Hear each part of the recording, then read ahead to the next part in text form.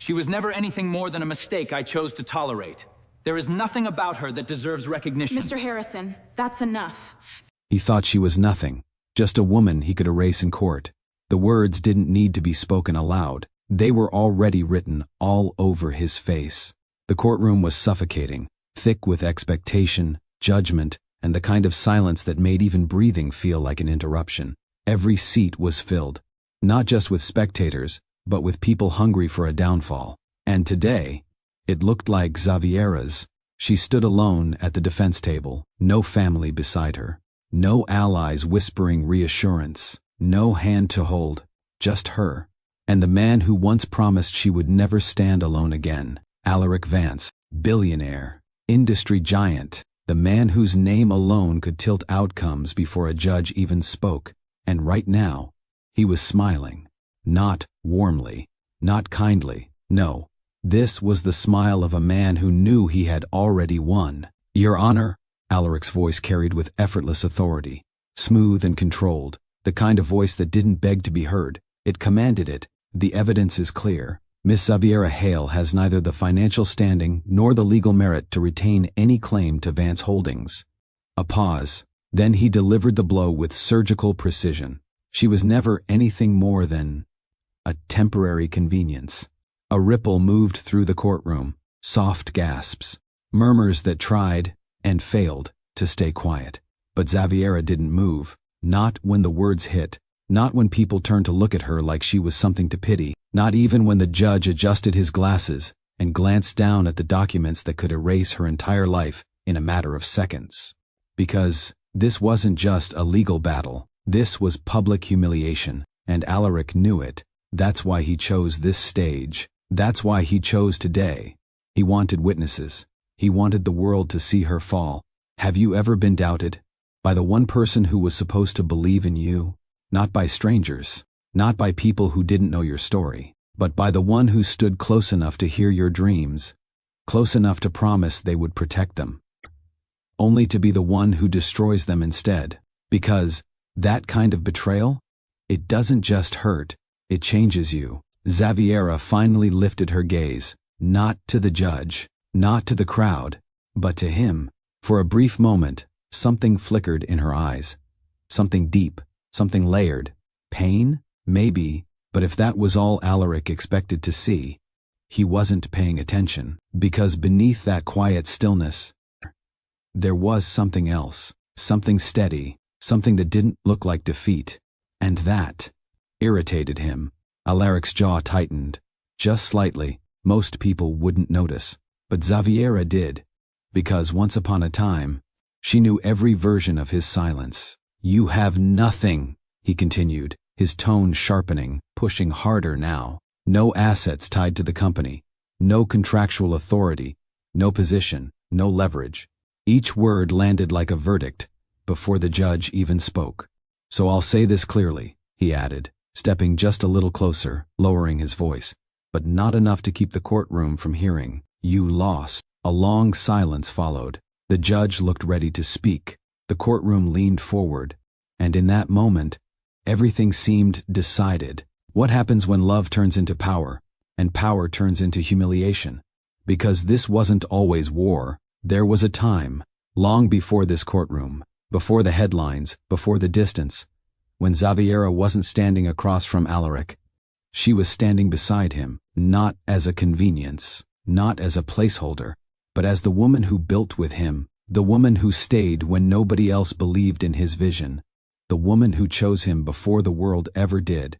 And now, he was rewriting that history, right in front of everyone, turning loyalty into weakness, turning silence into guilt, turning her into nothing. If you've ever trusted someone who quietly betrayed you, like this video.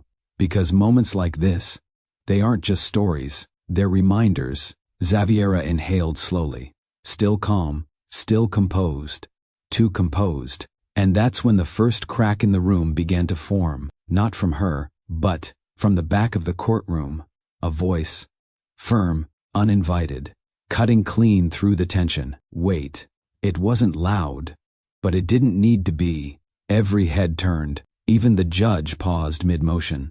Alaric frowned, irritation flashing across his face as he turned toward the interruption. Because this wasn't part of the plan. Who exactly is she?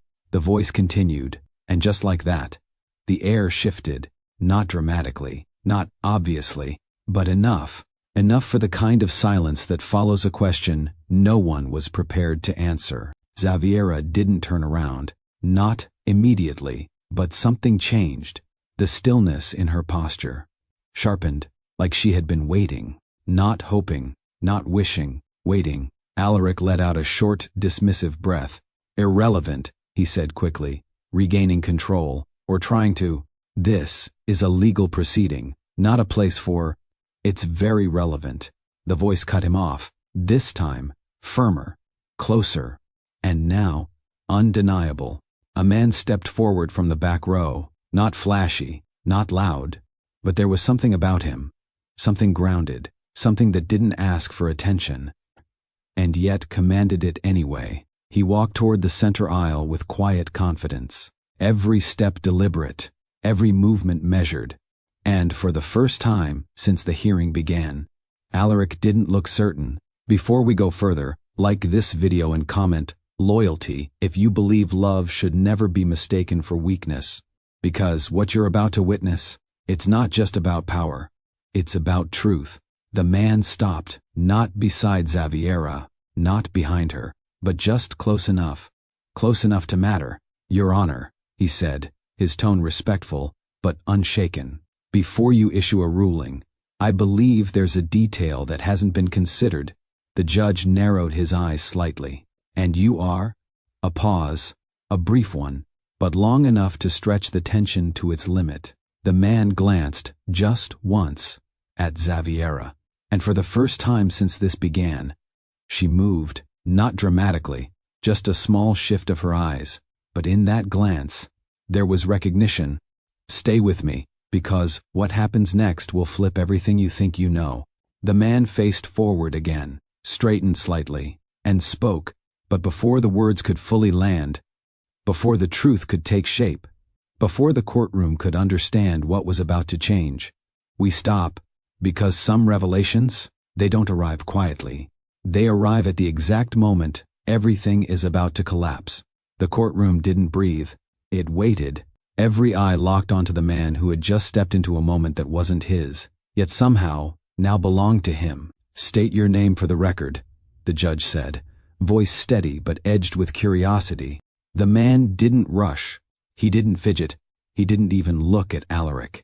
Instead, his attention remained forward, grounded, controlled. My name, he began, is not the most important thing here. A ripple of confusion swept through the room. That wasn't how this worked. Names mattered. Titles mattered. Credentials decided who was heard and who was ignored. And yet, this man spoke like none of that applied to him. Alaric scoffed softly, folding his arms.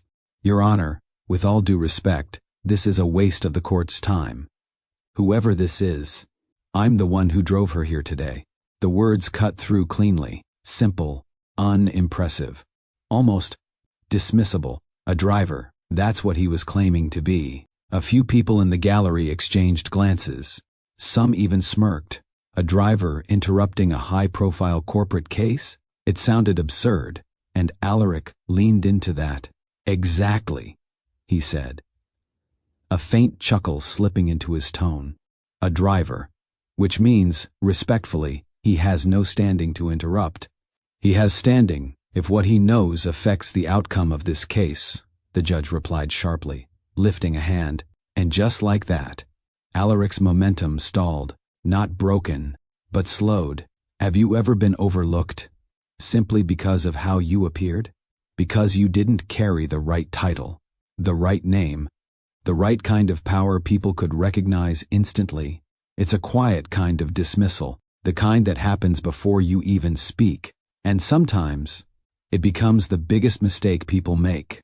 The man, still unnamed, reached into his pocket, not hurried, not dramatic, just precise. He pulled out a small, worn leather folder, not expensive looking, not flashy, but handled with care. Your Honor, he said, stepping forward just enough to pass it to the court clerk. "I believe this should be reviewed before any ruling is made."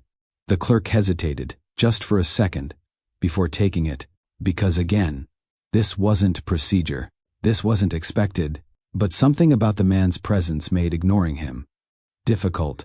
The folder reached the judge, and for a moment, nothing happened. The judge opened it.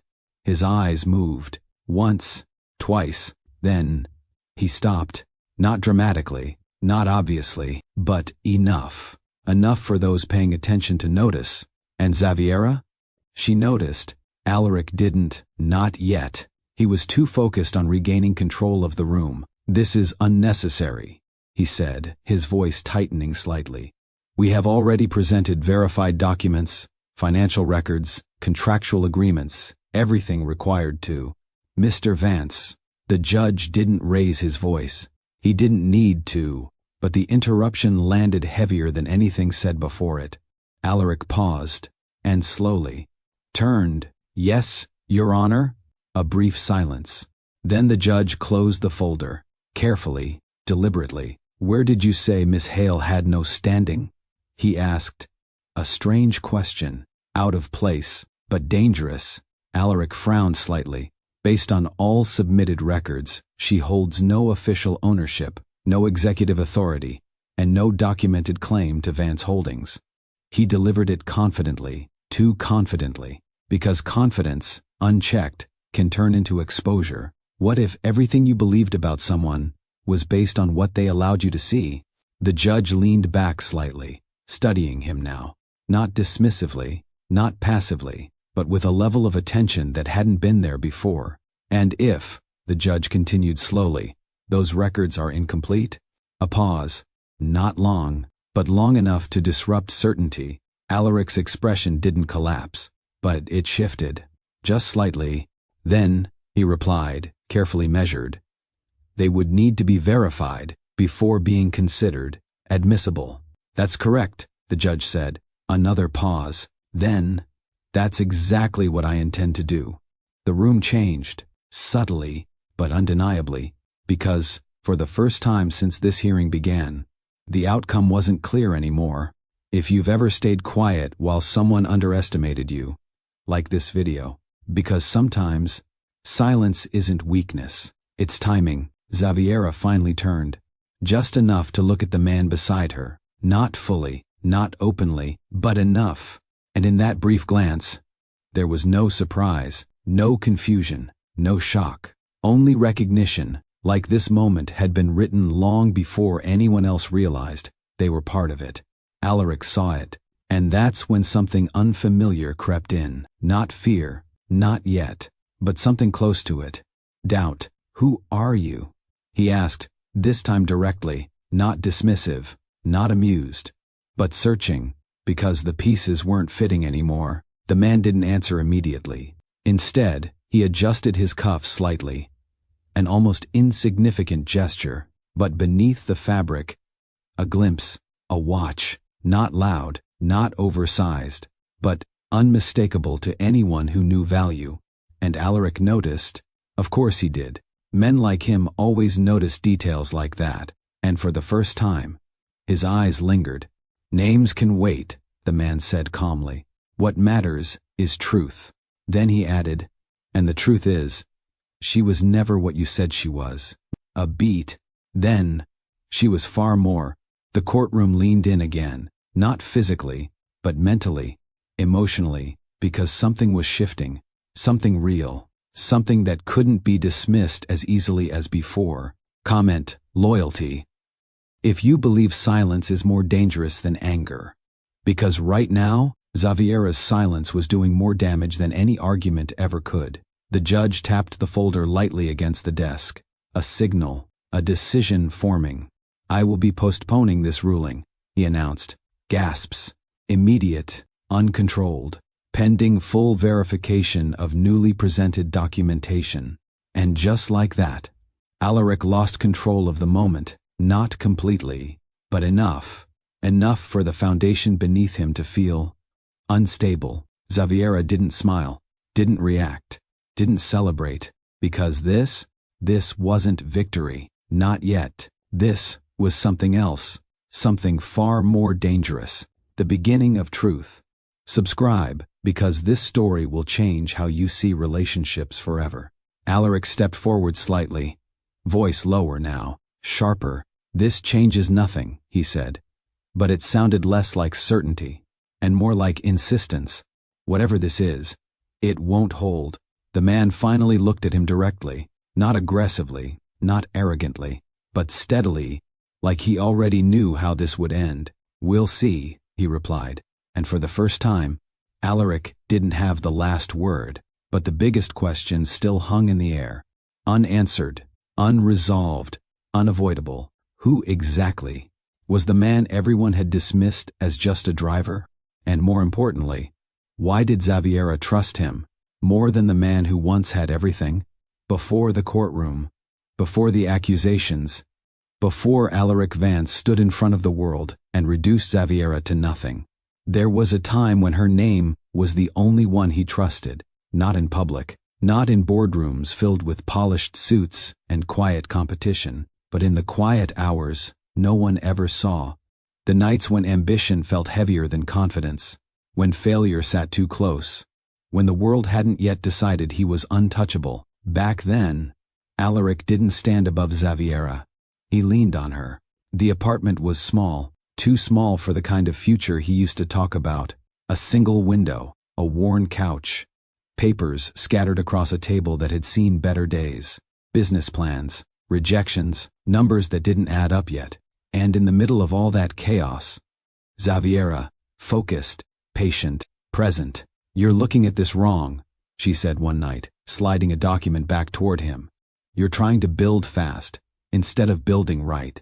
Alaric exhaled sharply, running a hand through his hair, because slow doesn't win. "No," she replied calmly, "but unstable collapses."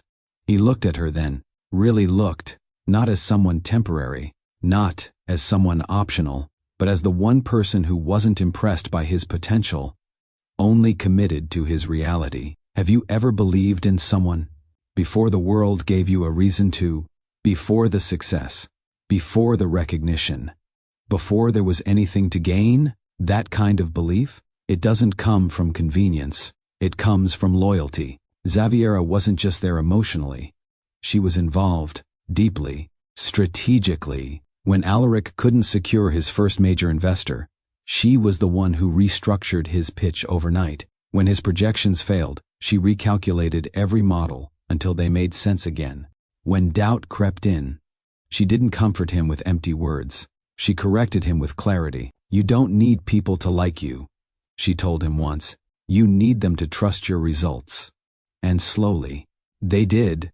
The first deal came quietly, a mid-sized contract that barely made headlines. But to them, it was everything, because it proved one thing: he wasn't dreaming anymore. He was building, and Xaviera was right there with him. Not behind him, not beneath him. With him. If you've ever supported someone while they were still becoming, like this video.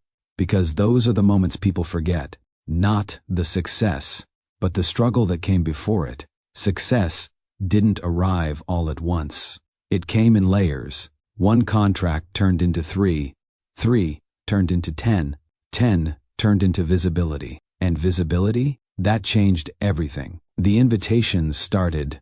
Private dinners, exclusive meetings, rooms filled with people who spoke in polished tones and measured intentions. People who didn't just see potential, they saw opportunity. And with that, they saw Alaric differently. But they didn't see Xaviera, not the way she had been seen before. In those rooms, she became quieter, not because she had less to say, but because people had already decided how much her voice mattered. "She's with you?"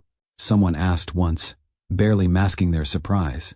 Alaric hesitated, just for a second, but Xaviera felt it. Because hesitation, it speaks louder than rejection. Power doesn't always announce itself loudly. Sometimes, it shows up in small moments, in who gets acknowledged, who gets introduced, who gets remembered, and who slowly gets overlooked. At first, Alaric didn't notice the shift.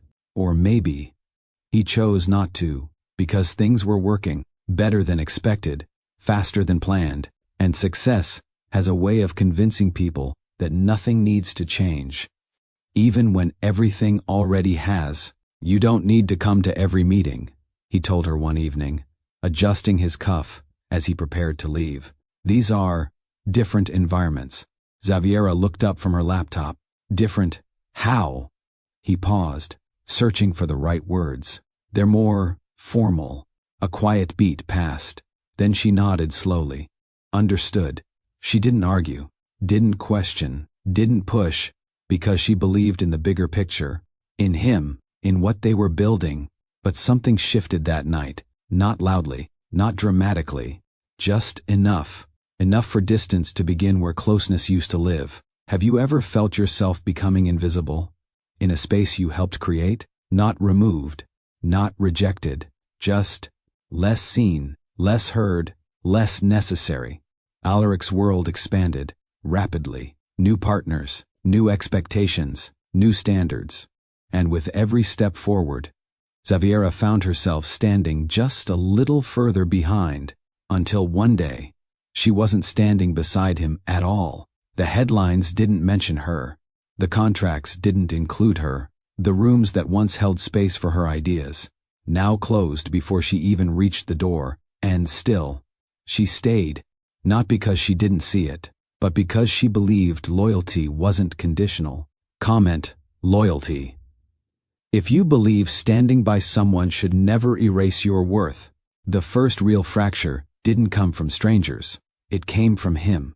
A meeting, a major one, the kind that could redefine everything. Xaviera had prepared for it, spent days refining projections, identifying risks, structuring strategy, but when she arrived, her name wasn't on the list. There must be a mistake, she said at the front desk. The receptionist checked again, then shook her head. I'm sorry. Only listed executives are allowed in. Xaviera's chest tightened slightly. Alaric Vance is expecting me. Another check. Another pause. Then, I'm sorry. Your name isn't included. She didn't argue, didn't raise her voice, didn't cause a scene. She simply stepped aside and waited. Minutes later, Alaric walked in, confident, focused, surrounded. He saw her. Of course he did. But instead of stopping, he slowed. Just enough. What are you doing here? He asked quietly. I came for the meeting, she replied. A brief silence. Then, that's not necessary, he said. Not necessary. 3 words, simple, effortless, and devastating. Xaviera held his gaze, not with anger, not with accusation, but with something far heavier, recognition. Because in that moment, she understood something clearly. She wasn't being pushed out. She had already been replaced. Stay with me, because the moment she walks away is the moment everything begins to collapse. Alaric adjusted his jacket, glanced toward the doors, then back at her. This is bigger now, he added. You don't need to be involved in everything. Xaviera nodded slowly, not because she agreed, but because she finally saw the truth for what it was. And sometimes, seeing clearly is the beginning of leaving. She stepped back, not dramatically, not emotionally, just decisively, and that was the moment. The exact moment. Everything between them changed. Not in the courtroom, not in public, not under judgment, but here, in a quiet hallway, where loyalty met ambition and lost. The hallway didn't echo when Xaviera walked away. It absorbed her footsteps. Quiet, controlled, final, not the kind of exit that demanded attention, the kind that marked a line no one else could see. But everything would soon feel. She didn't cry, not in that moment, because some realizations don't break you instantly. They settle, slowly, heavily, until the truth becomes impossible to ignore. Alaric didn't follow her, didn't call her name, didn't pause long enough to reconsider what he had just done, because in his mind, nothing had been taken from her. He believed he was simply evolving, and she just hadn't kept up. Have you ever watched someone outgrow you, only to realize You were the one who helped build the version they became? The shift after that day wasn't loud.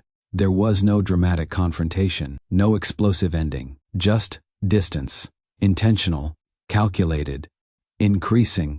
Calls became shorter, then fewer, then non-existent.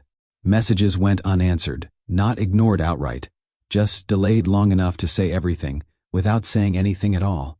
Xaviera didn't chase him, didn't beg for clarity, didn't force conversations that required mutual honesty, because deep down, she already understood.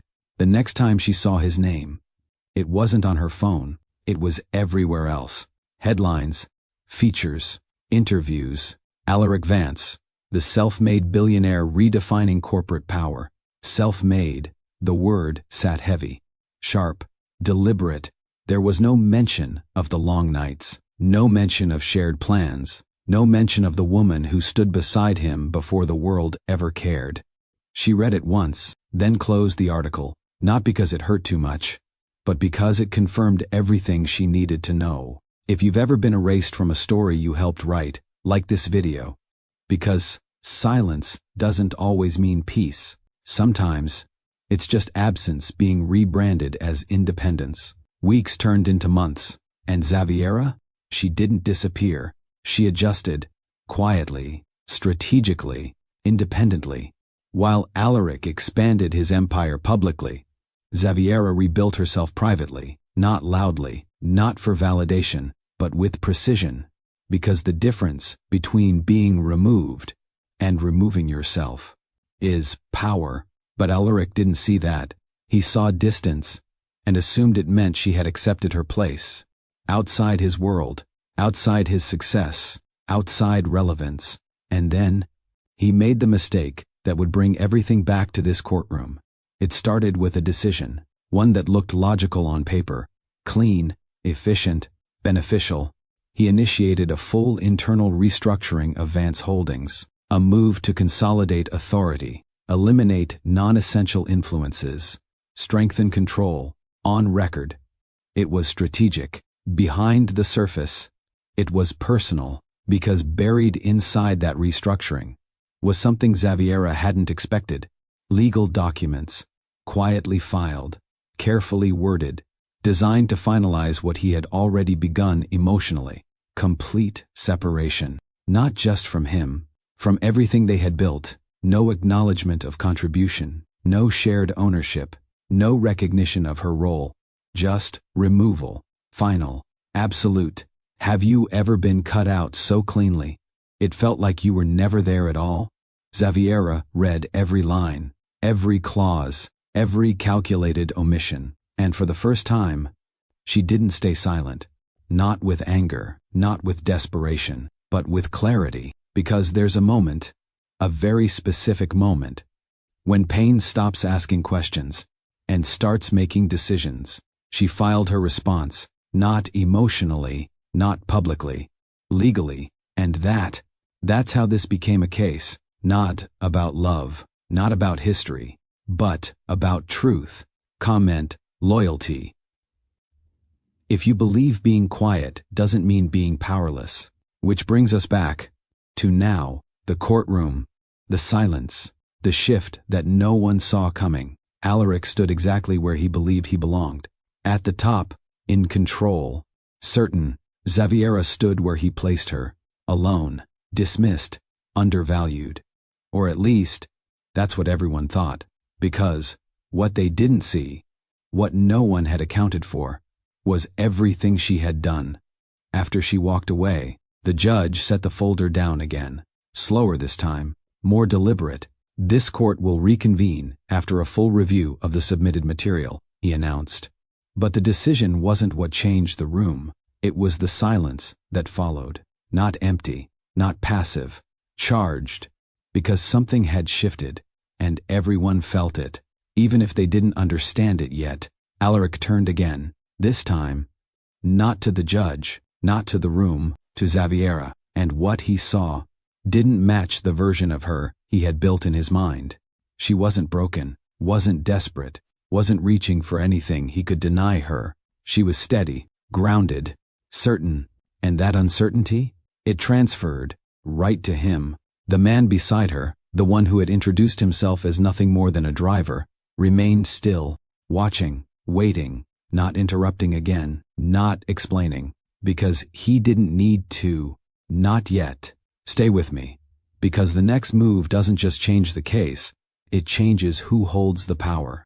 The courtroom began to stir, people whispering, speculating, trying to piece together what they had just witnessed. But the real answer still hadn't been revealed. Who was he? Why did he step in now? And how did Xaviera, the woman everyone believed had nothing, manage to pause a verdict that was already decided? Those questions lingered, heavy, unresolved, because the truth, it wasn't coming gently. It was coming all at once, and when it did, nothing Alaric built would stand the same way again. From 40 floors above Manhattan, the skyline stretched endlessly, glass towers reflecting ambition, wealth, and the illusion that everything within reach could be owned. Alaric stood by the window of his office, hands clasped behind his back, watching the movement below without really seeing it. Traffic, lights, people, all of it. Distant. Because when you reach a certain level, the world stops feeling real. It becomes something you manage. Numbers don't hesitate, a voice said from behind him. Alaric didn't turn. He already knew who it was. Then why are you? He replied. A slight shift in the room, subtle tension.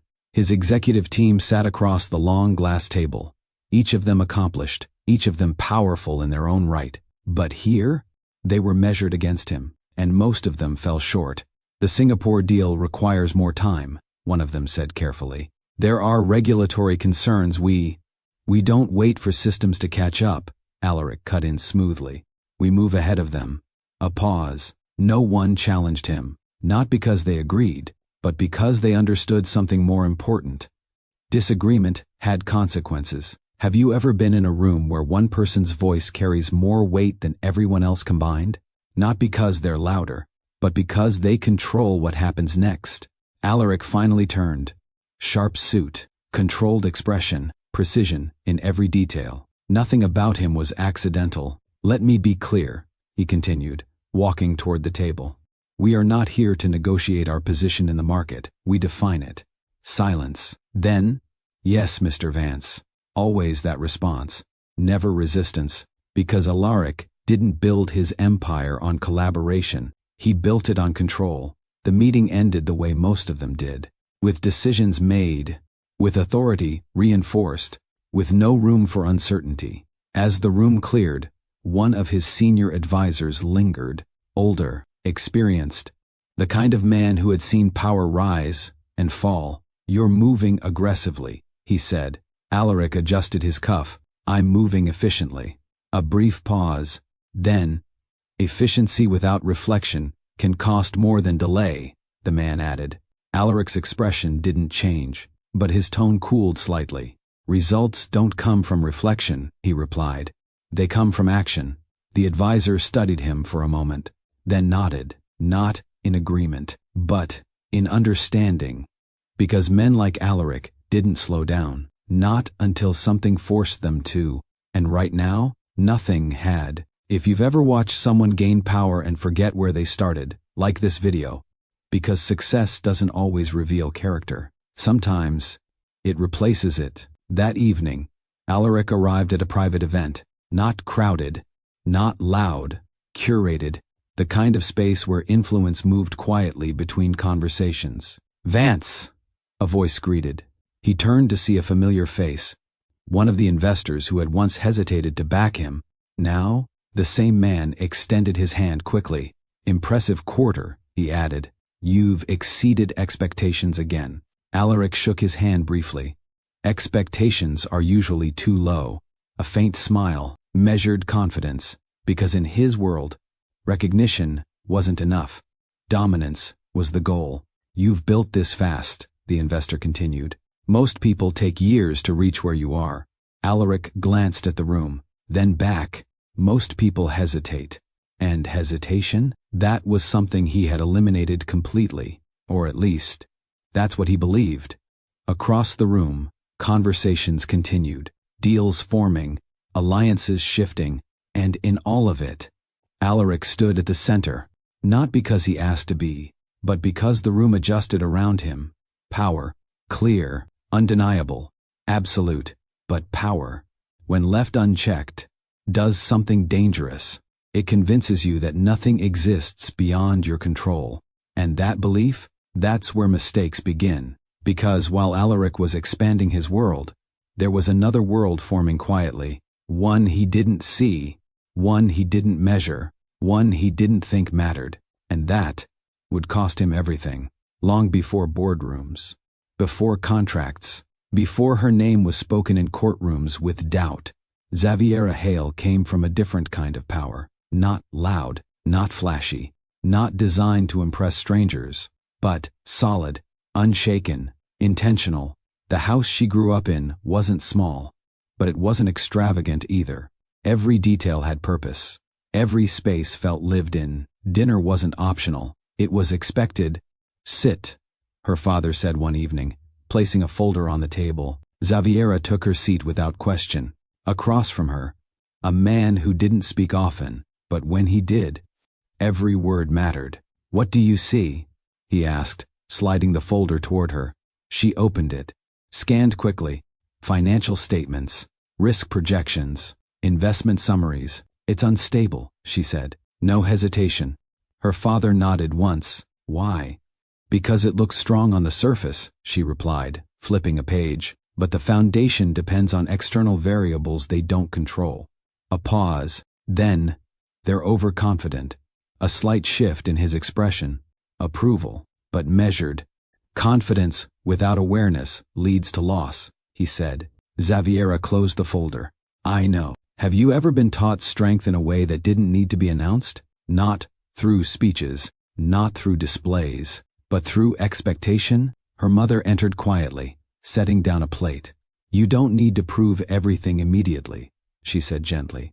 Timing matters too. Balance. That's what Xaviera learned early. Not just how to build, but when to act. Unlike Alaric, she wasn't driven by speed. She was guided by structure. Power isn't what people see, her father added one night. It's what they don't. And Xaviera listened.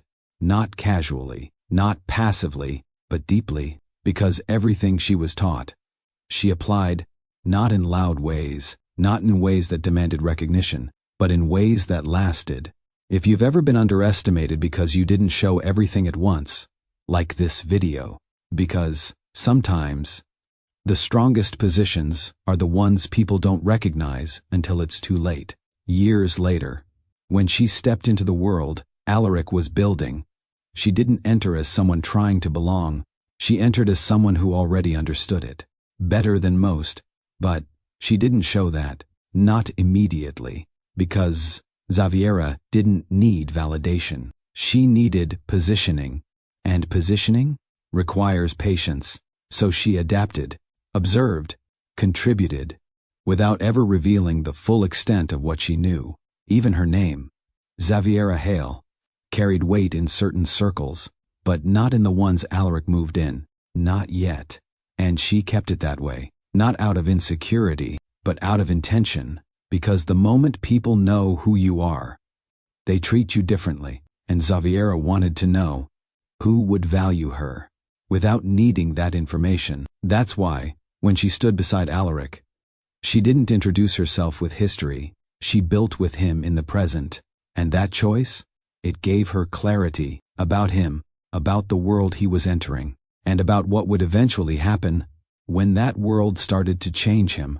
While Alaric expanded outward, Xaviera built inward. No headlines, no announcements, no recognition, just work, late nights, long hours, decisions made without applause. The apartment was quiet again, but this time, not uncertain, focused, screens filled with data. Notes structured with precision, strategies mapped carefully. She wasn't rebuilding emotionally, she was building strategically, because losing visibility doesn't mean losing power. Have you ever realized that being overlooked can become your greatest advantage? Her first breakthrough didn't come dramatically, it came quietly. A product model, Refined, reworked, tested repeatedly, not rushed, not forced, perfected. And when it finally worked, it didn't need validation, it needed execution. Xaviera leaned back slightly, studying the numbers. Stable, scalable, sustainable. Everything Alaric once rushed, she perfected, and that difference would matter soon. The first partnership didn't come through introductions. It came through results. A meeting, small, private. No last name? The investor asked, reviewing her proposal. Xaviera met his gaze calmly. Not relevant. A pause, then a slow nod. Because confidence, real confidence, doesn't explain itself, deal by deal, connection by connection. She built something no one saw forming, not because it was hidden, but because no one thought to look. And all the while, her name remained incomplete. Xaviera, no history attached, no expectations, no assumptions, just results. If you've ever chosen silence over recognition, like this video, because sometimes the strongest move is letting people underestimate you. By the time the structure was complete, it didn't resemble what she had lost. It surpassed it. Quietly, completely, and when the time came, when everything aligned, when the courtroom became the stage, Xaviera wasn't stepping forward as someone trying to reclaim something. She was stepping forward as someone who had already built something greater. They just didn't know it yet. The event wasn't designed for people like Xaviera, not openly, not intentionally. But in rooms like this, where wealth moved quietly behind polished conversations, there was always an unspoken hierarchy. And tonight, that hierarchy was on full display. Crystal chandeliers cast soft light across the grand ballroom. Conversations blended into a low hum, punctuated by soft laughter and the occasional clink of glasses. Every detail had been curated for one purpose: to remind everyone present exactly where they stood. Alaric Vance entered without announcement. He didn't need one. People noticed, not because he demanded attention, but because attention followed him naturally. Vance, good to see you. Impressive expansion in Asia. Acknowledgement came quickly. Respect came faster. And admiration? That came whether he asked for it or not. He moved through the room with practiced ease, responding just enough to maintain presence, but never enough to invite familiarity, because proximity didn't equal access, and Alaric controlled both. Have you ever walked into a room and felt like everything was already decided? Who mattered? Who didn't? Who would be remembered after the night ended? Across the ballroom, Xaviera stood near one of the exhibit displays, not isolated, not out of place, but not performing for attention either. The fundraiser supported cultural preservation, art, history, heritage, the kind of cause that attracted influence more than genuine interest. But Xaviera? She wasn't there to be seen. She was there to observe. Her gaze moved across the room, not impressed by what most people found impressive, not distracted by wealth, not drawn to status, because she had been taught something early. Power that needs to be displayed constantly usually isn't as strong as it looks. Beautiful piece, isn't it? A voice beside her, calm, measured. Xaviera didn't turn immediately. Her eyes remained on the painting in front of her. It depends, she replied. A pause. Then she added, on whether you're looking at the technique or the story behind it. Now she turned. Alaric Vance, standing beside her, close enough to notice details, and for the first time that evening, he wasn't being addressed with expectation, or admiration, or calculation, just conversation. That caught his attention. Most people here don't care about either, Alaric said, glancing at the painting briefly. They care about being seen caring. Xaviera studied him for a moment, not impressed, not intimidated, just attentive. Then why are you here? She asked, a simple question, but direct.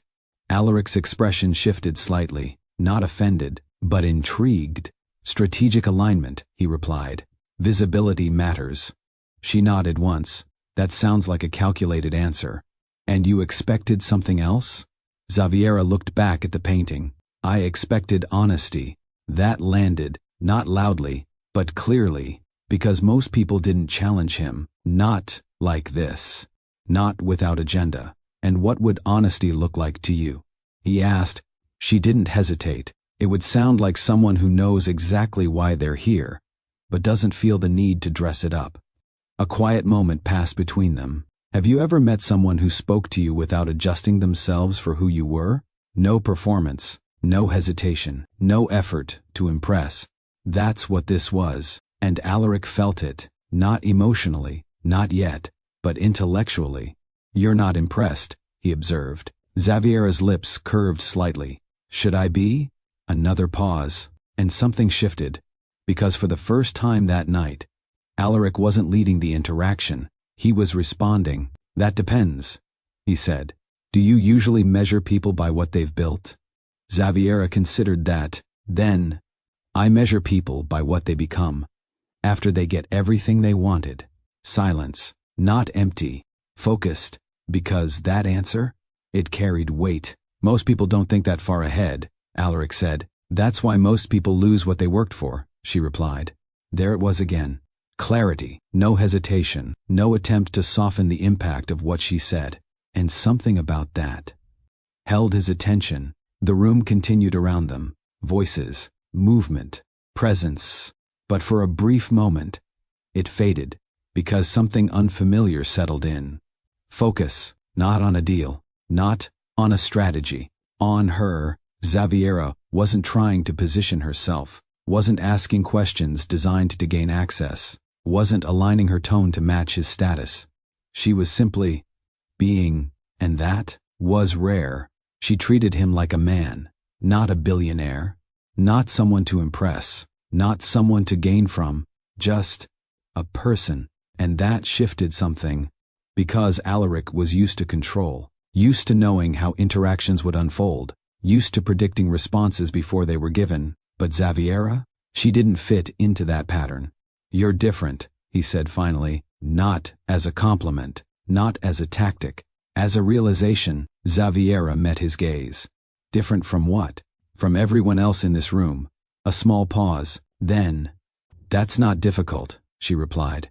A hint of amusement, subtle, unforced, and for the first time, Alaric almost smiled.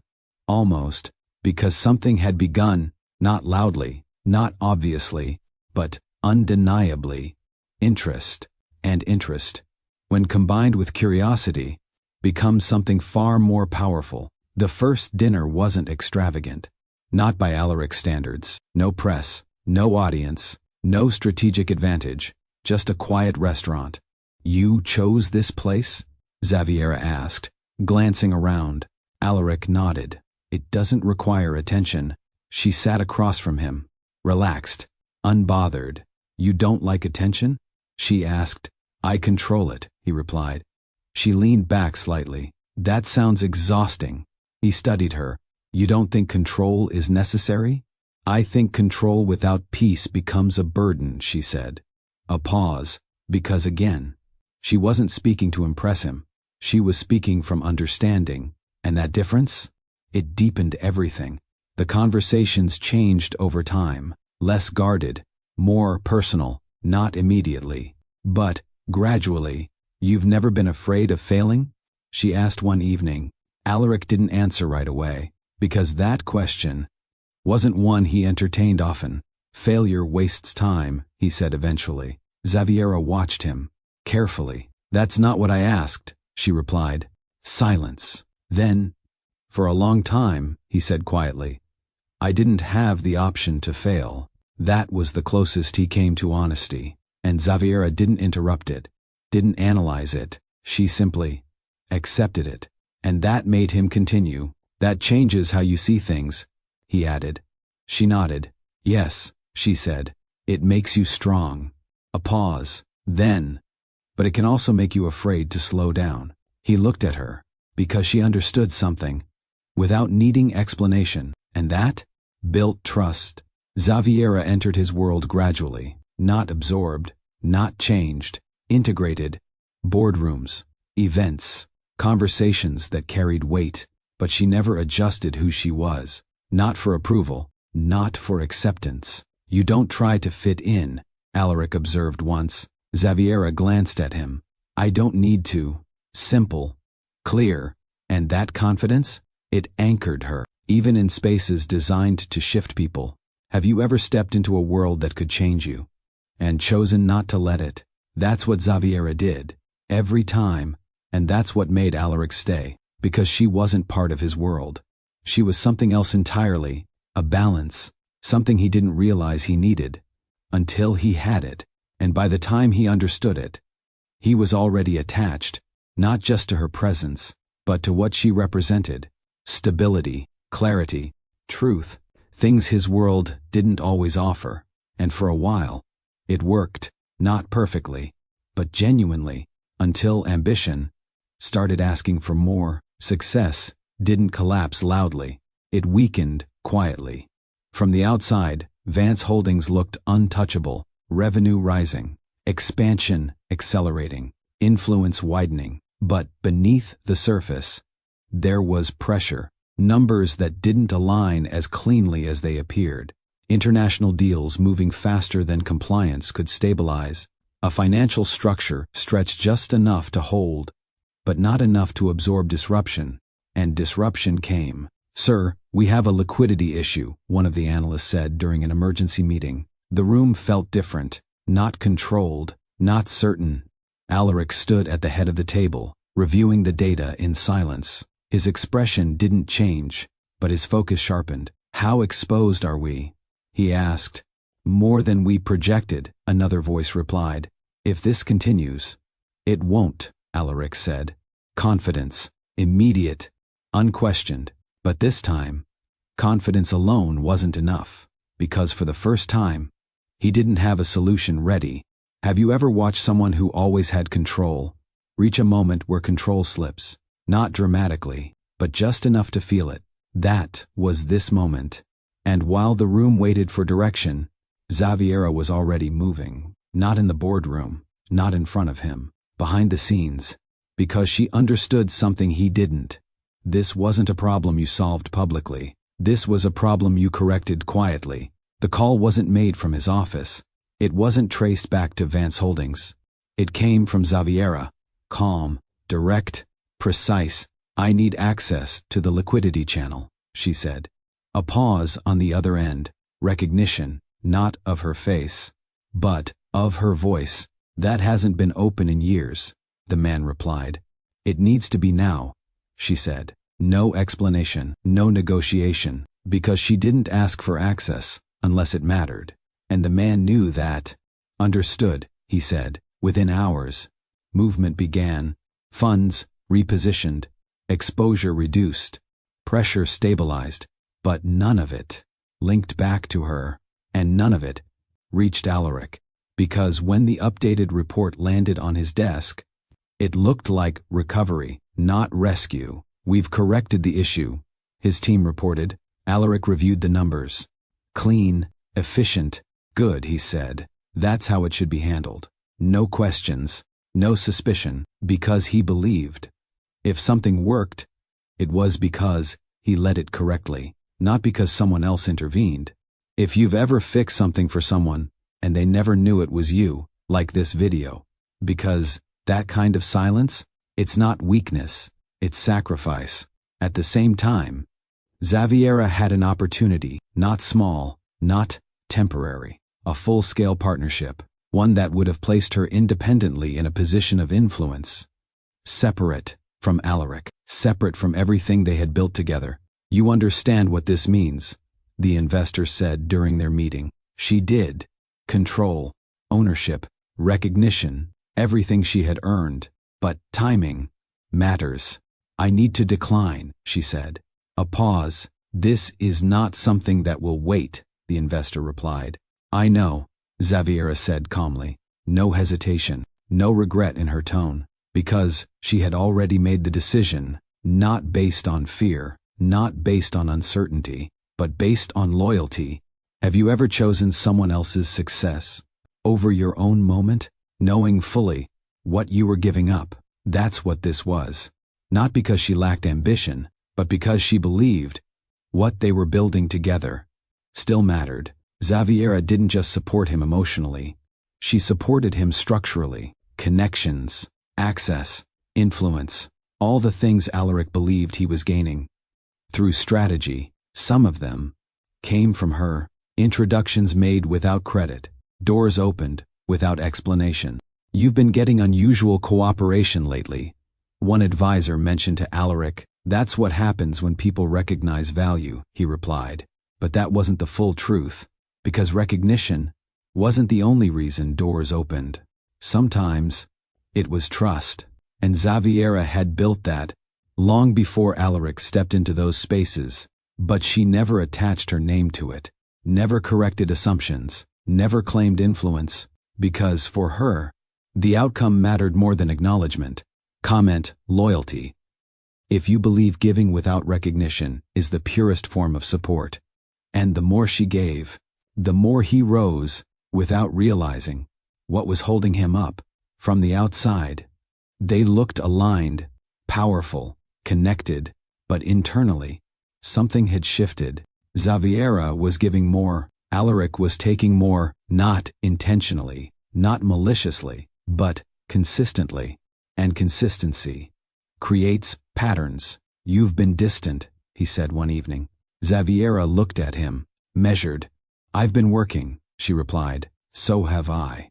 "Yes," she said quietly, but not in the same way. A pause. He didn't fully understand what she meant, and she didn't explain it, because sometimes explaining something doesn't change it. It only reveals how far apart two people already are. Have you ever given so much to someone that they stopped noticing what you gave? That's where they were now, not broken, but uneven. And that imbalance? It was about to be tested, because the more someone sacrifices quietly, the more dangerous it becomes when they stop. Success attracts attention. Not all of it. Supportive. Some of it. Calculated. "You're expanding fast," one of Alaric's senior advisors said during a private meeting. Alaric didn't look up from his screen. "That's the point." The advisor nodded slightly. "Of course. But growth like this requires alignment." Alaric's eyes lifted. "Be specific." A pause. Carefully chosen words. "Not everyone in your circle reflects the level you're stepping into." Subtle, but intentional, because the message wasn't about business. It was about Xaviera. It didn't happen all at once. It happened in moments. Small comments, casual observations. "Who handles your strategic structuring?" Another associate asked. "My team," Alaric replied. A brief glance exchanged. "Of course," the man said, "because these environments require a certain background." A pause, unspoken implication, not about competence, about belonging. And those ideas, when repeated enough, start to shape perception. Have you ever watched someone begin to question something they never doubted before? Not because of evidence, but because of influence? That's how it starts. Quietly. Alaric didn't confront Xaviera, not directly. He adjusted, subtly. More time at work, more decisions made independently, less inclusion. "You didn't tell me about the Singapore expansion," Xaviera said one evening. "It was finalized quickly," he replied. A simple answer, but incomplete. "You used to include me in those decisions," she said. A pause. "That was before things scaled," he replied. And just like that, another line was drawn, because scaling had become his justification for distance. It wasn't immediate, it evolved. Gradually, Xaviera went from essential to supportive, from supportive to optional, and once someone becomes optional, they become easier to overlook. "You don't need to involve yourself in everything," he told her. Not harsh, not dismissive, but final, and in that moment, he didn't realize what he was losing. Xaviera didn't argue, didn't defend her position, didn't demand recognition, because she saw it clearly, the shift, the influence, the distance, and most importantly, the belief forming in him that he had done this alone. Have you ever watched someone rewrite a story while you were still part of it? That's what this was. And Xaviera? She didn't interrupt it, because sometimes the truth doesn't need to be defended. It needs to be revealed at the right time, and that time was coming fast. The city was quieter than usual, not because it had slowed down, but because, for the first time in a long time, Xaviera wasn't moving with it. She stood by the window of Alaric's penthouse, looking out at the same skyline that once felt like a shared future. Now, it felt distant. Behind her, the door opened. Measured footsteps. Familiar. "You're still up," Alaric said, loosening his tie slightly as he walked in. Xaviera didn't turn immediately. "I've been waiting," she replied. A pause, subtle, but noticeable. "For what?" he asked. Now she turned, not upset, not emotional, but serious. "For you," she said. That answer landed differently than he expected, because waiting wasn't something he associated with her. Xaviera didn't wait. She moved, she acted, she built, but tonight, she had stayed still, and that meant something. Have you ever reached a point where you stop solving everything, just to see if someone will finally show up for you? That's where she was. "I've had a long day," Alaric said, pouring himself a drink. "If this is about, it's about us." Clear, direct. He paused, just briefly, then turned to face her fully. "What about us?" he asked. Xaviera took a step forward, not aggressively, not emotionally, but intentionally. "We've been shifting," she said, a careful word. Not accusing, not dramatic, but undeniable. Alaric exhaled slightly. "That's what happens when things grow," he replied. "Priorities change." Xaviera held his gaze. "Yes," she said quietly, "they do. A beat. Then, and I need to know where I stand in yours." Silence, not loud, not tense, but heavy, because this wasn't a question about business. It was a question about value, and Alaric didn't answer immediately. Alaric set his glass down slowly. "You know where you stand," he said. Xaviera didn't move, didn't nod, didn't accept that. "No," she replied. "I don't." A pause, because lately, I've felt like I'm being moved further away from everything that matters to you. Her tone remained steady, but her words, precise. "You're reading too much into things," Alaric said. "That's not true," she answered immediately.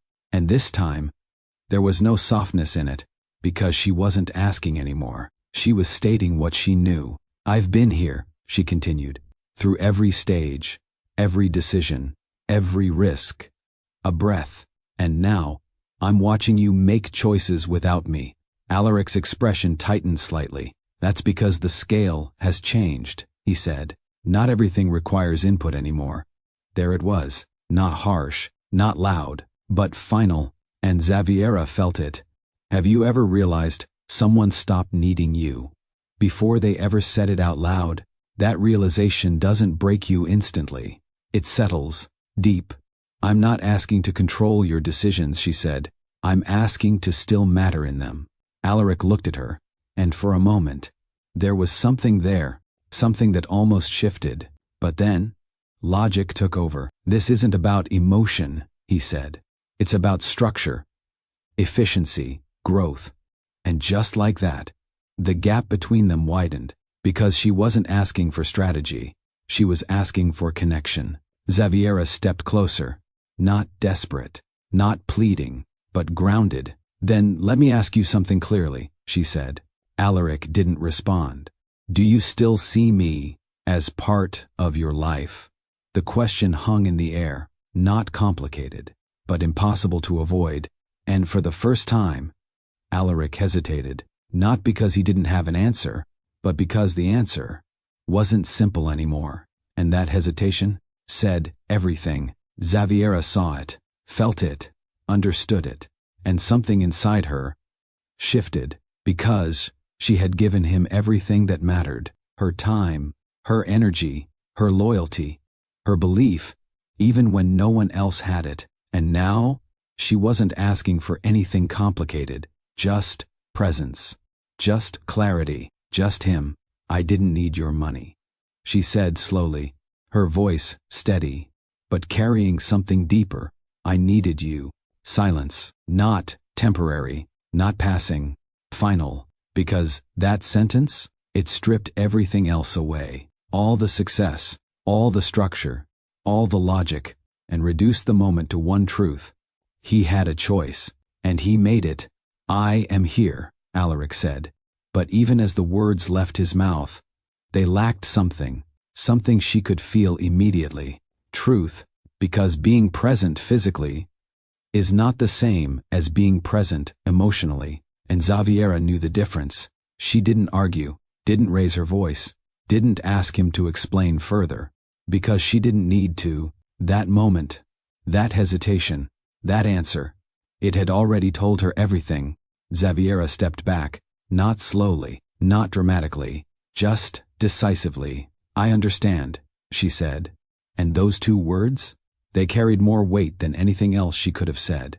Because understanding doesn't mean acceptance, it means clarity. Have you ever reached a point where staying would cost you more than leaving? That's where she stood now.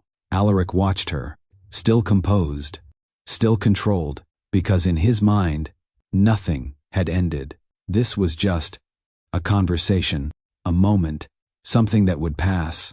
But Xaviera, she knew better, because some moments don't pass. They define everything that comes after. She turned, walked toward the door, and this time, he didn't stop her, not because he couldn't, but because he didn't realize what he was losing until it was already gone.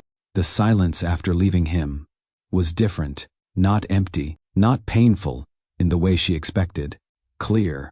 For the first time in a long time, Xaviera wasn't adjusting herself to someone else's world. She was back in her own. But then, something shifted. Not emotionally, physically, subtle at first, then undeniable. The appointment was routine. Or, at least, it was supposed to be. Xaviera sat still, her expression calm as the doctor reviewed the results. Then, a pause, followed by a second glance. You're not just expecting one, the doctor said. Xaviera's gaze lifted slightly. Twins.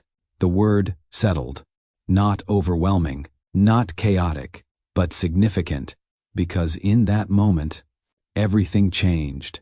Have you ever received news that didn't just affect your present, but redefined your entire future? That was this, and Xaviera didn't react the way most people would expect. She didn't panic, didn't hesitate, didn't question what she was capable of, because she already knew she could do this, alone. She didn't call him, didn't consider it, not out of anger, not out of pride, but out of understanding, because the man she needed, the one who would have stood beside her without hesitation, was no longer the man he had become, and she refused to ask for something he couldn't give. I'll handle it, she said simply. The doctor studied her briefly. You'll need support, he added. Xaviera nodded. I have it. Not in the way most people define support, but in the way that mattered. Strength, clarity, preparation. Because she wasn't starting over, she was starting differently. The work didn't stop, it intensified. Late nights returned. But this time, they weren't about helping someone else rise. They were about building something entirely her own.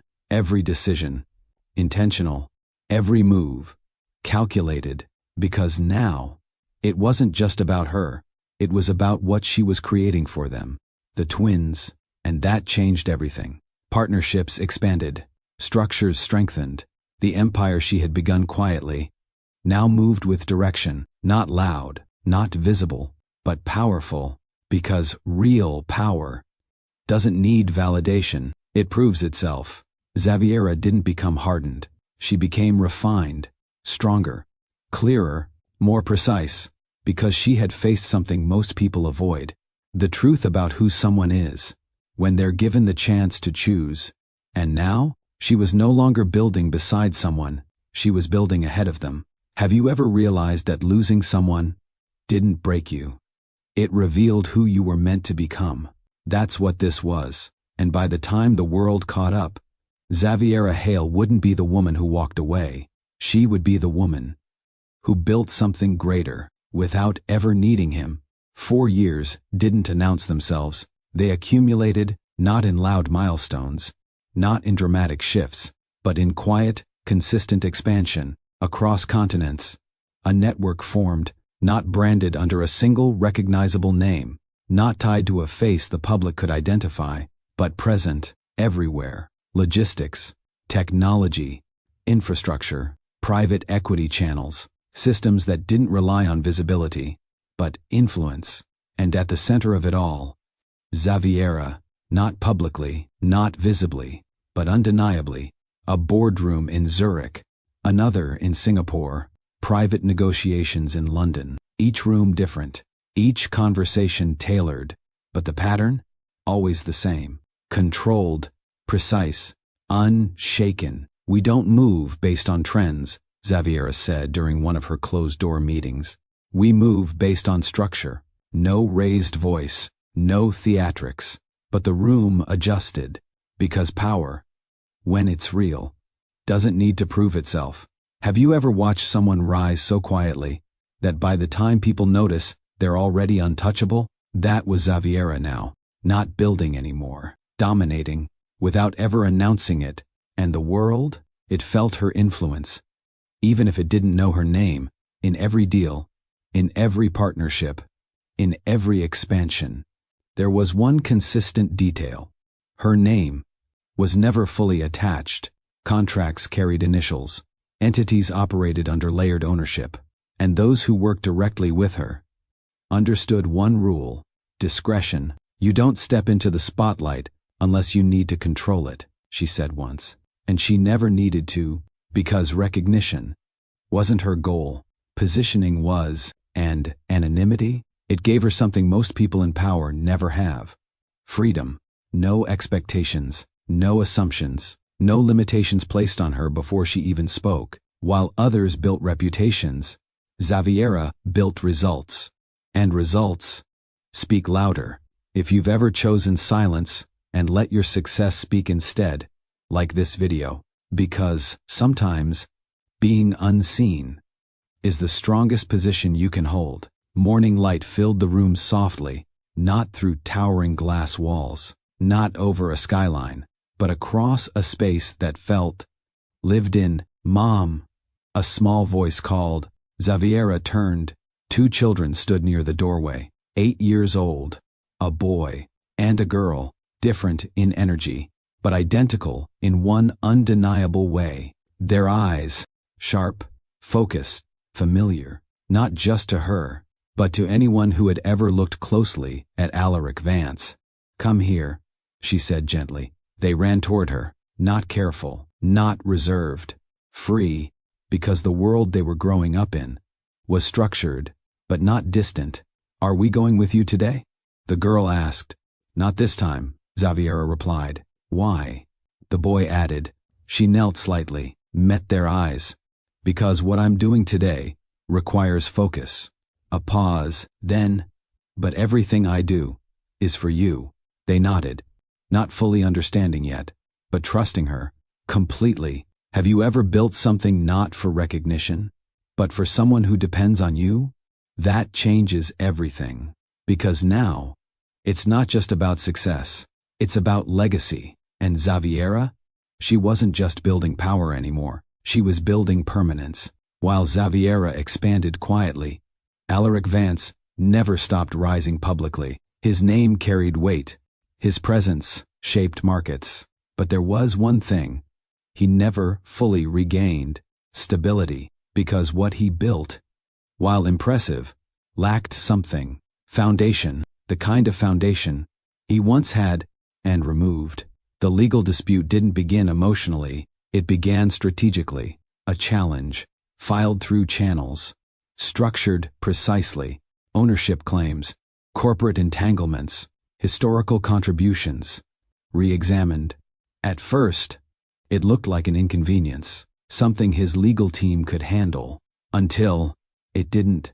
Because the deeper they went, the more complicated it became.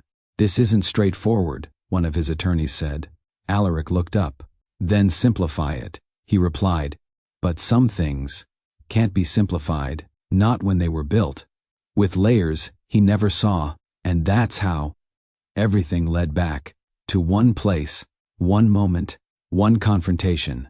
He believed he had already won, the courtroom, where everything would collide. Again, the courtroom was full, not just with observers, but with expectation, because this wasn't just a legal case, it was a power display. Alaric Vance versus a woman most people believed had no standing, Xaviera Hale. The case? Corporate ownership dispute, claims tied to the early formation of Vance Holdings, and additional allegations of reputational damage. On paper, it looked one-sided because everything visible favored him, and in rooms like this, visibility often defines truth. Alaric stood, confident, controlled, certain. "Your Honor," he began, voice steady, "this case is not about partnership. It's about misrepresentation." A pause. "Miss Hale has presented herself as someone integral to the foundation of my company, when in reality, she held no formal position, no contractual authority, and no recognized ownership." Each word measured, designed to reduce, to dismiss, to erase. "She is attempting to attach herself to success she did not build," he continued. Murmurs spread through the room, because statements like that don't just challenge claims, they attack identity. Alaric turned slightly toward Xaviera.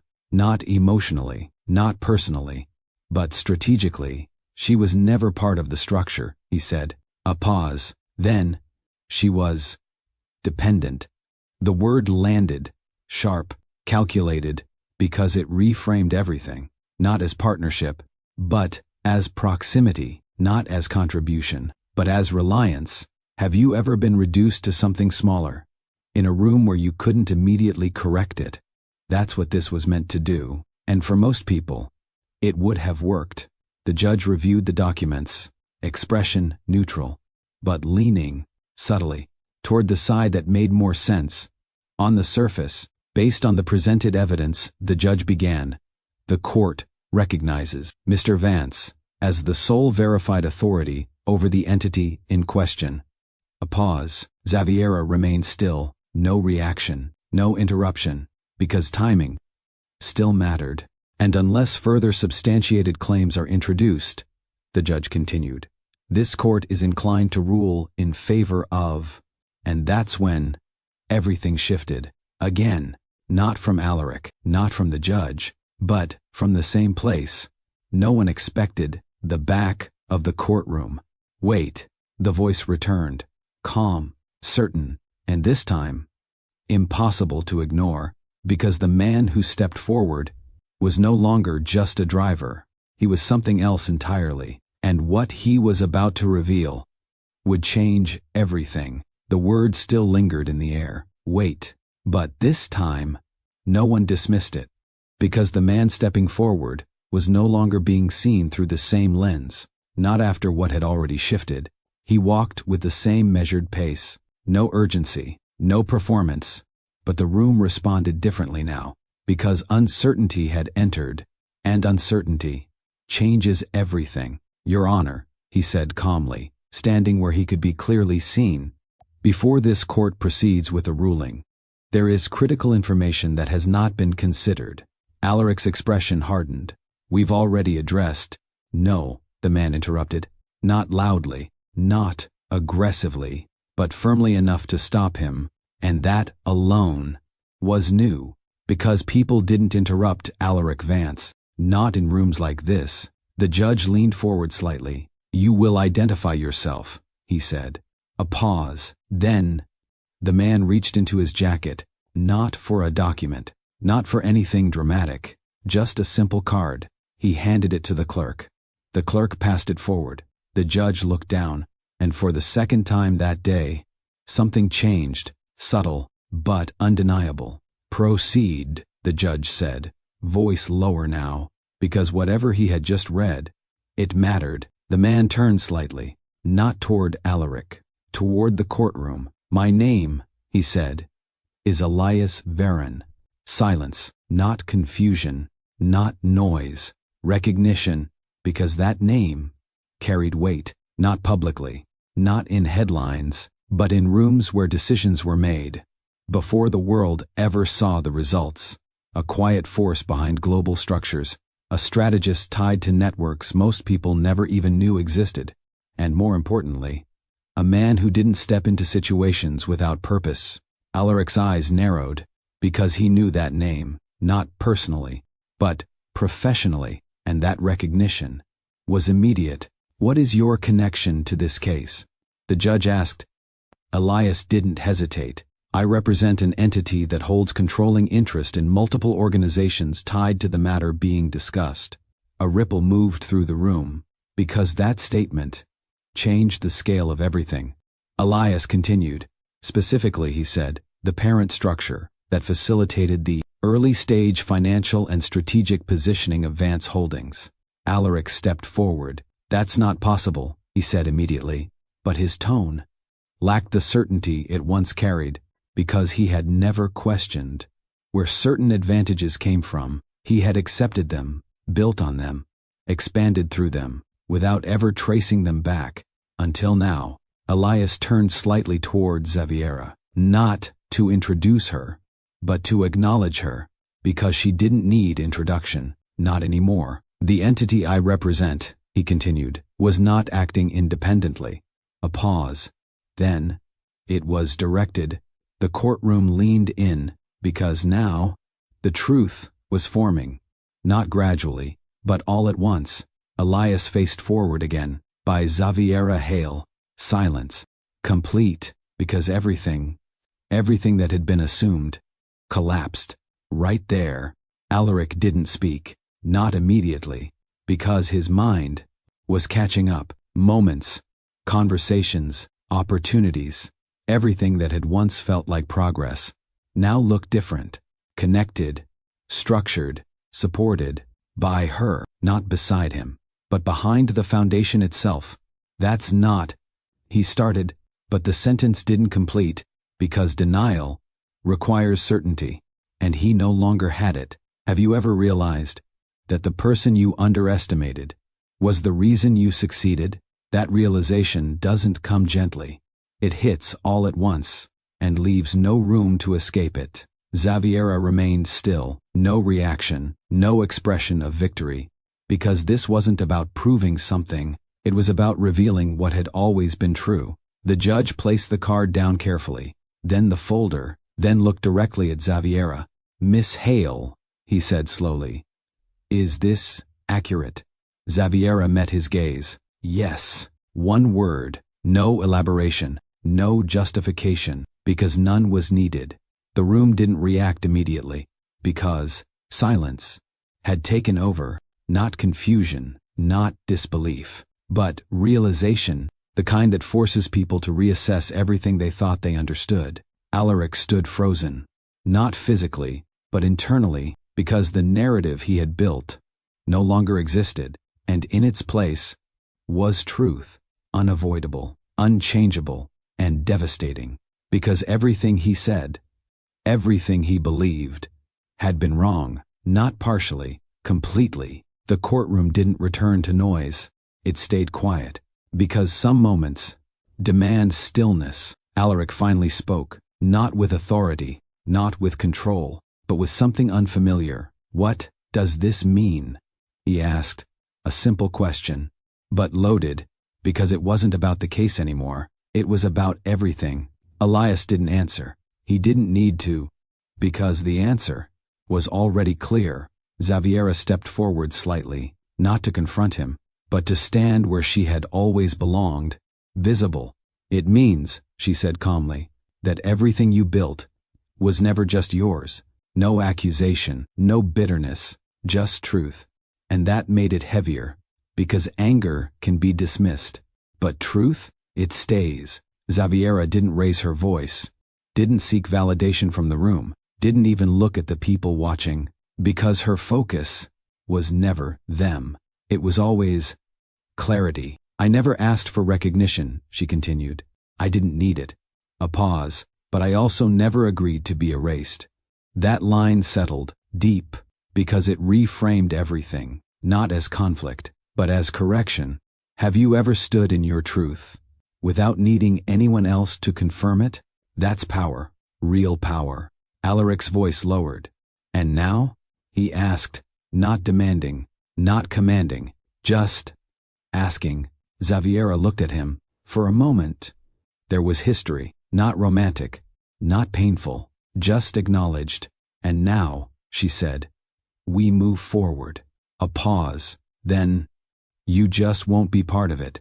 The words landed, final, but not cruel, because she wasn't punishing him. She was accepting reality. And then, one last truth. You should know, she added. Alaric looked up. There are two people, she said, who carry your name, even if you were never there to give it meaning. Silence, not confusion, shock, because that changed everything again. Twins, his children, the future he never knew existed, and now could never reclaim. Xaviera didn't wait for his reaction, didn't stay to watch it unfold, because closure doesn't always require conversation. Sometimes it requires distance. Have you ever realized that love isn't weakness? That giving someone your loyalty, your belief, your presence is not something to dismiss, but something to protect, because when it's lost, it doesn't return the same, and when it's misunderstood, it leaves consequences, permanent ones.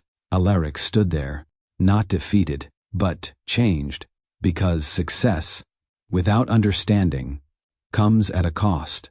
And now, he finally understood, too late. Stories like this aren't just about power, they're about perception, about what happens when someone is underestimated, and what it costs when you realize you were wrong. Xaviera didn't need to prove anything loudly. She didn't need revenge.